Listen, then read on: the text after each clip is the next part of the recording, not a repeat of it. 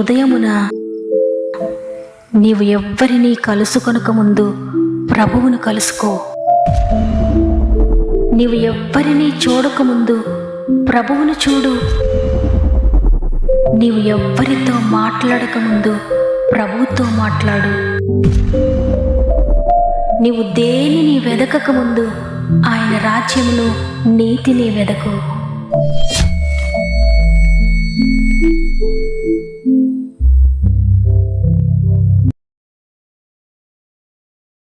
Praise the lord.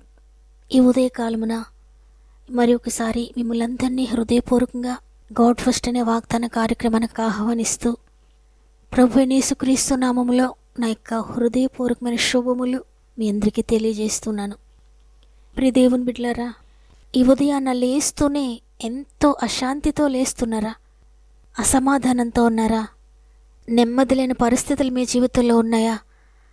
ఈ లోకం విడిచిపెట్టినట్లుగా దేవుడు మిమ్మల్ని విడిచిపెట్టడు. కష్టంలో, నష్టంలో, అనారోగ్యంలో ఆయన విడిచిపెట్టే దేవుడు కాదు. మీరు కష్టంలో ఉన్నప్పుడు, వ్యాధిలో, మంచంపై ఉన్నప్పుడు మీకు తోడుగా ఉండే గొప్ప దేవుడు.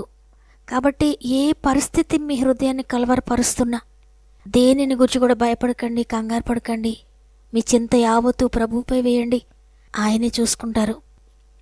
మరి ముఖ్యంగా మీలో ఇంకెవరికైనా ప్రేయర్ రిక్వెస్ట్ ఉంటే తప్పకుండా కామెంట్ ద్వారా నాకు తెలియచేయండి. మీ ప్రతి సమస్యకు యేసే జవాబు, తప్పకుండా మీకు జవాబు దయచేస్తాడు ఆయన. ప్రార్థించండి, ఆయనపై ఆధారపడండి, అద్భుతాలు చూడండి. మీరు ప్రభు కొరకు నిలువబడండి, ఆయన మీ కొరకు నిలువబడతాడు, మీ జీవితంలో అద్భుతాలు చేస్తాడు. సమస్త మహిమ, ఘనత, ప్రభావములు దేవునికి చెల్లునుగాక. ఈరోజు ప్రభు మనతో మాట్లాడుతున్న, మనకు అనుగ్రహిస్తున్న శ్రేష్టమైన వాగ్దానం యెషయా గ్రంథము 54వ అధ్యాయము 7వ వచనము. నిమిషమాత్రమున నేను నిన్ను విసర్జించి తిని గొప్ప వాత్సల్యముతో నిన్ను సమకూర్చెదను. ఆమేన్. ఈరోజు ఈ వాగ్దానాన్ని వింటున్న ప్రియ సహోదరి, ప్రియ సహోదరుడా, శక్తి కలిగిన మాట దేవుడు ఈరోజు మనకు అనుగ్రహిస్తున్నారు. ఈ లోకంలో మనుషులు మనల్ని విసర్జించినట్లయితే మరలా వారు మనల్ని ప్రేమించలేరు, మనల్ని చేరదీయలేరు. కానీ మనం సేవిస్తున్న సృష్టికర్త అయిన దేవుడు, మనం ఒకవేళ పాపము చేసి ఆయనకు దూరం అయిపోయినా, ఆయనకి ఇష్టం లేని కార్యం వల్ల ఆయనకు దుఃఖం కలిగించిన, ఆయనకు కష్టం కలిగించిన, ఆయన కార్యం చేయలేదని ఆయనను విడిచిపెట్టినా కూడా మన పాపములను బట్టి నిమిషమాత్రమే ఆయన మనల్ని విసర్జిస్తున్నాడంట. అయితే గొప్ప వాత్సల్యముతో తిరిగి మరలా మనలను చేర్చుకుంటున్నాడు, మనలను సమకూరుస్తున్నాడు. ఎంతగా ఆయనకు దూరమైనా, ఎంత భయంకరమైన పాపంలో పడిపోయినా తిరిగి తండ్రి అని ఆయన దగ్గరికి వెళ్తే మనలను చేర్చుకుంటాడాయన. ఆయన మౌనము కొంతకాలమే, శ్రమ కొంతకాలమే, పరీక్ష కొంతకాలమే. తిరిగి మరలా ఆయన మనలను ఎంతో వాత్సల్యముతో, ప్రేమతో చేర్చుకుంటాడు. మన జీవితాన్ని మనల్ని క్షమిస్తాడు. మన పాపమును తిరిగి జ్ఞాపకం చేసుకోకుండా దానిని సముద్రపు అగాధంలో పడవేస్తాడంట. ఇక ఎప్పుడు కూడా నీవు పాపివే అని మనలను వేలెత్తి చూపడైనా, నీవు దోషివే అని మనలను ఎప్పుడు కూడా ఆయన అన్నాడు. అంత గొప్ప వాత్సల్యముతో తిరిగి మనల్ని చేర్చుకునే దేవుని మనం కలిగి ఉన్నాం. కాబట్టి ముందు ఇంకా ఎన్ని శ్రమలున్నాయో, ఇంకా ఎన్ని నేను భరించాలో, ఇంకా ఎంతకాలమో ఈ బాధ అని మీరు అనుకుంటున్నారేమో. భయపడొద్దు, మీ శ్రమలకు త్వరలోనే ముగింపు ఉంది. మీ వేదనకు, మీ కన్నీటికి త్వరలోనే ముగింపు ఉంది. ఒకవేళ నీ విశ్వాస జీవితానికి పరీక్ష కలుగుతూ ఉందా? కొన్ని పరీక్షలు గుండా ప్రభు మనల్ని తీసుకువెళ్తూ ఉన్నప్పుడు ఆయన మౌనంగా ఉన్నాడని మనకు అనిపిస్తుంది. ఆయన మన ప్రార్థన ఆలకించట్లేదని మనకు అనిపిస్తుంది. అయితే ఆ మౌనంలో మనం పారిపోయే వారంగా ఉన్నామా? మన విశ్వాసాన్ని విడిచిపెట్టే వారంగా ఉన్నామా? ప్రార్థనను, వాక్యాన్ని ఆపివేసే వారంగా ఉన్నామా? ఆయన జవాబు ఇవ్వనప్పుడు, మౌనంగా ఉన్నప్పుడు నీ మాటలు ఎలా ఉన్నాయి? నీవు ఏ నిర్ణయం తీసుకుంటున్నావో? పరిశుద్ధతను వదిలేస్తున్నావా? నీతి మార్గాన్ని విడిచిపెడుతున్నావా? ఆయనను విడిచిపెట్టి దూరంగా వెళ్ళిపోతున్నావా? నేను దేవుని మౌనాన్ని భరించలేకపోతున్నాను, నాకు చాలా కష్టంగా ఉంది, ఏం జరుగుతుందో నాకు తెలియదు అనుకుంటున్నావా? ఆయన మౌనంగా ఉన్నాడంటే నీ విశ్వాసాన్ని పరీక్షిస్తున్నాడు. ఆయన చూస్తున్నాడు. దేవునికి సమస్తము తెలుసు. నీ బాధ ఏంటో ఆయనకు తెలుసు. నీవు గనక ఆయన ప్రేమ పరీక్షలో నెగ్గితే తిరిగి రెట్టింపు ఆశీర్వాదం నువ్వు పొందుకుంటావు. నీవు ఆయన కొరకు కష్టంలోనే, నష్టంలోనే నిలువబడితే నీవెంతైతే నష్టపోయావో దానికి రెట్టింపుగా ఆశీర్వాదాన్ని, దానికి రెట్టింపుగా పరిశుద్ధతను, దానికి రెట్టింపుగా నీతిని, ఆత్మీయతను నువ్వు పొందుకుంటావు. బైబిల్ గ్రంథంలో వ్రాయబడి ఉంది, ఏడ్పు వచ్చి రాత్రి ఉండినను ఉదయమున సంతోషం కలుగునని. నిజమే, ఒకవేళ నీ శ్రమ రాత్రంతా నేను బాధించినా ఉదయానికెల్లా దేవుడు నీ శ్రమ నుండి విడిపిస్తాడు. నీవే కష్టం గుండా వెళ్తున్నావో, ఏ నష్టం గుండా నువ్వు వెళ్తున్నావో, ఆ కష్టకాలం ఎంతో కాలం కాదు, కొద్ది కాలమే. నీ కష్టాల నుండి, నీ శ్రమల నుండి విడిపించి ప్రభు ఈరోజు నీతో మాట్లాడుతున్నారు. నిమిషం మాత్రమే నేను విసర్జించి తిని గొప్ప వాత్సల్యముతో నేను సమకూరుస్తానని. ఆయన ప్రేమ గొప్పది, ఆయన వాత్సల్యము గొప్పది, ఆయన జాలి గొప్పది, ఆయన కరుణ, ఆయన దయ గొప్పది. నిన్నెప్పటికీ కూడా నువ్వు విసర్జించడు. నీ పాపం బట్టి నువ్వు దూరమైనా తిరిగి ఆయన నిన్ను పిలుస్తున్నాడు, తిరిగి ఆయన నేను చేర్చుకుంటానని ఈరోజు నీకు వాగ్దానం చేస్తున్నారు. తిరిగి ఆయన దగ్గరకు వస్తావా? ఇంత కష్టాలు కూడా నేను ప్రయాణిస్తున్నాను కదా, నేను ఆయన దగ్గరికి ఎలా వెళ్తాను? ఆయన నాకు సహాయకుడిగా లేడని అనుకోవద్దు. కష్టంలో నేను ఆయన్ని సేవించు, కష్టంలో నేను ఆయన కొరకు నమ్మకంగా నిలువబడిపో, కష్టకాలంలో నేను ఆయన కొరకు పరిశుద్ధంగా జీవించు.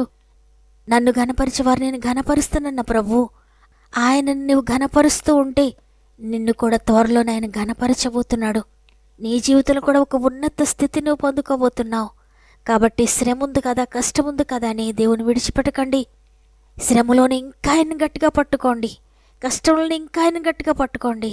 ఆయన తప్ప వేరే ఆశ్రయం మనకు లేదు. ఆయన తప్ప మనల్ని విడిపించేవారు ఎవరు కూడా లేరు. ఆయన కంటే ఎక్కువగా ప్రేమించేవారు ఈ లోకంలో ఎవ్వరూ లేరు మనకు. ఆయనదే శాశ్వతమైన ప్రేమ, ఆయనదే శాశ్వతమైన వాత్సల్యము, ఆయనదే శాశ్వతమైన కృప. కాబట్టి దేవుని కృపను దాటిపోకండి, ఆయన కృపలో నిలిచి ఉండండి. నీ కష్టకాలంలో, నీ శ్రమ కాలంలో ఆయన కృపే నిన్ను లేవనెత్తుతుంది, ఆయన కృపే నిన్ను నడిపిస్తుంది. విసర్జించితివి నిమిషమాత్రమున సమకూర్చితివి వాత్సల్యముతో. విసర్జించితివి నిమిషమాత్రమున సమకూర్చితివి వాత్సల్యముతో. నీలాంజనముతో నన్ను కట్టితివి, నీలాంజనముతో నన్ను కట్టితివి. ఆశ్చర్యకరుడా అదృశ్యదేవా, ఆశ్చర్యకరుడా అదృశ్యదేవా. కృంగిన వారికి శృంగము నీవు, అంధుల మొరలను విందువు నీవు. కృంగిన వారికి శృంగము నీవు, అంధుల మొరలను విందువు నీవు. ఆశ్రిత జనులకు శాశ్వత మార్గము, ఆశ్రిత జనులకు శాశ్వత మార్గమా. ఆశ్చర్యకరుడా అదృశ్యదేవా, ఆశ్చర్యకరుడా అదృశ్యదేవా. ఆది సంభూతుడా ఆధార సహితుడా, ఆది సంభూతుడా ఆధార సహితుడా. ఆశ్చర్యకరుడా అదృశ్యదేవా, ఆశ్చర్యకరుడా అదృశ్యదేవా.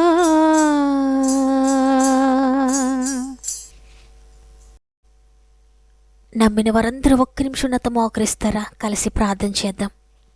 ప్రేమగల తండ్రి, నీకు వందనాలు. నీ కృప చేత మరొక దినాన్ని మాకు అనుగ్రహించారు తండ్రి. ఈరోజు క్షేమంగా లేచి నిన్ను స్తుతించడానికి, నీ వాక్యాన్ని వినడానికి, ప్రార్థించడానికి మాకు సహాయం చేశారు. అందుకొరకు నీకు వందనాలు నైనా. నిమిషం మాత్రమే నేను విసర్జించాను, గొప్ప వాత్సల్యముతో నిన్ను సమకూరుస్తున్నాను వాగ్దానం చేశారు. ఎంతమంది అయితే నీకు దూరం అయిపోయారో, ఎంతమంది నిన్ను విడిచిపెట్టి వెళ్ళిపోయారో, ఎంతమంది నిన్ను ప్రశ్నిస్తూ ఉన్నారో, తిరిగి వారిని అందరినీ కూడా సమకూర్చుండాయా. గొప్ప వాత్సల్యముతో తిరిగి వారిని చేర్చుకుంటానని వాగ్దానం చేశారు తండ్రి. నీకు వందనాలు.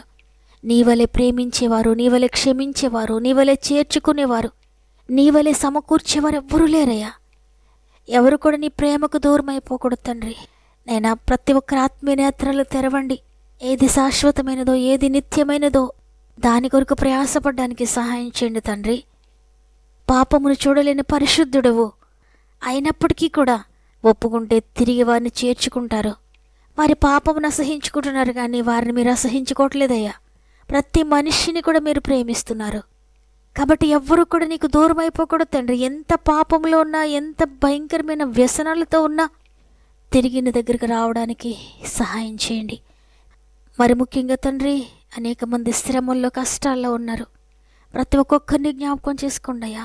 ఎవరు ఏ శ్రమ గుండా వెళుతున్నారో, దాటలేని పరిస్థితులు ఏవైతే వారి జీవితాల్లో ఉన్నాయో వారందరినీ కూడా నీ గాయపడిన చేతులకు అప్పగిస్తున్నాను. వారి జీవితంలో ఉన్నటువంటి ఆ శ్రమ నుండి విడిపించండి. వారి జీవితంలో ఉన్న భయంకరమైన కష్టం నుండి దాటించండి అయ్యా. వారి చేయి దాటిపోయిన పరిస్థితులను మీరు తీసుకోండి అయ్యా. మీరు వారిని నడిపించండి తండ్రి. ఆత్మీయంగా పడిపోయిన వారిని లేవనెత్తండి అయ్యా. ఆర్థికంగా పడిపోయిన వారిని లేవనెత్తండి పరిశుద్ధాత్ముడా. అనారోగ్యాలతో పడిపోయిన వారిని లేవనెత్తండి యేసయ్య. కోర్టు సమస్యలు నలిగిపోతూ పడిపోయిన వారిని లేవనెత్తండి అయ్యా. ఉద్యోగ సమస్యలు పడిపోయిన వారిని లేవనెత్తండి అయ్యా. అప్పు బాధల్లో పడిపోయిన వారిని లేవనెత్తండి అయ్యా. మానసిక సమస్యలు పడిపోయిన వారిని లేవనెత్తండి తండ్రి. వ్యాపారంలో నష్టపోతున్న వారికి తిరిగి రెస్టోర్ చేయండి. వ్యవసాయంలో నష్టపోతున్న బిడ్డలందరికీ తిరిగి రెస్టోర్ చేయండి. పాడి పంటలను దీవించండి, చేతి పనులను దీవించండి. వారు చేసే ప్రతి పనిని మీరు ఆశీర్వదించండి అయ్యా. ప్రారంభించే ప్రతి పనిని మీరు దీవించండి. వెళ్తున్న ప్రతి మార్గములు మీరు తోడై ఉండండి. మూయబడిన ప్రతి గర్భమును తెరవండి.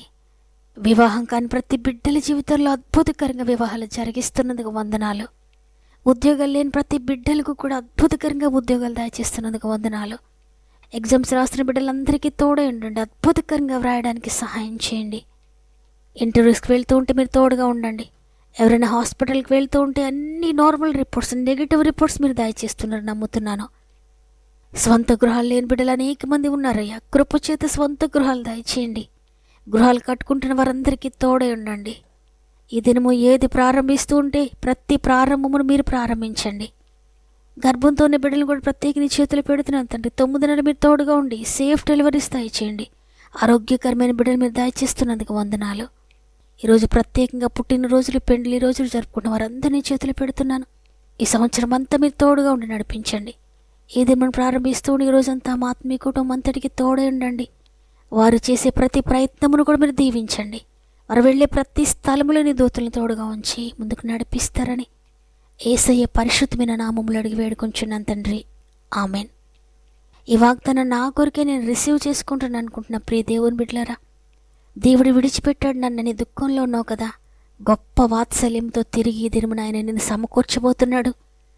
తిరిగి ఆయన నీ జీవితాన్ని, కుటుంబాన్ని కట్టబోతున్నాడు. విశ్వసించండి, రిసీవ్ చేసుకోండి. ఈ వాగ్దానం నా కొరకే అన్నవారు ఆమెను కామెంట్ చేయండి. లైక్ చేయడం, షేర్ చేయడం మర్చిపోకండి. మీకు తెలిసిన వారందరికీ తప్పకుండా షేర్ చేయండి. దేవుని వాక్యాన్ని షేర్ చేస్తున్న మిమ్మల్ని తప్పక దేవుడు దీవిస్తాడు, ఆశీర్వదిస్తాడు. దేవుని చిత్తమైతే తిరిగి రేపు అందరం కలిసి ఆయనను స్తుతిందాం. అంతవరకు ప్రభు మీకు, మీ కుటుంబాలకు తోడేండి నడిపించును గాక. God bless you.